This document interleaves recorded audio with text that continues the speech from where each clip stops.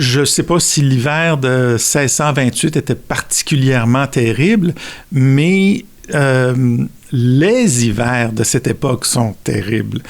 Comment est-ce qu'il a survécu? Ben, il vivait dans la maison de Guillemette Couillard, la fille de Louis Hébert, et probablement dans le même lit que tout le monde. Il y avait probablement... Moi, j'essaie de compter le nombre de lits, mais à cette époque-là, il y avait souvent des maisons. Il y a à peu près pas de maisons à cette époque-là, là, mais même plus tard, là, quand on parle de maisons canadiennes-françaises, maisons québécoises là, de l'époque de la Nouvelle-France, c'est un lit pour tout le monde. Olivier Lejeune a très probablement été soit dans un lit avec tout le reste de la famille, ou peut-être s'ils avaient 3 lits, un lit pour les parents, un lit pour les filles, un lit pour les garçons.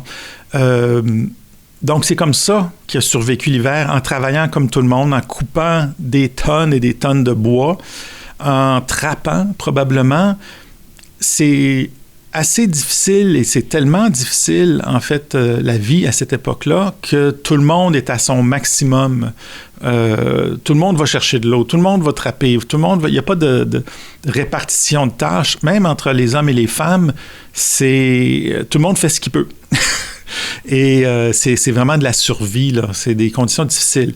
Ça va s'améliorer par la suite, là, mais peut-être dans 50 ans. Là. Mais pour cette époque-là, c'est pas évident.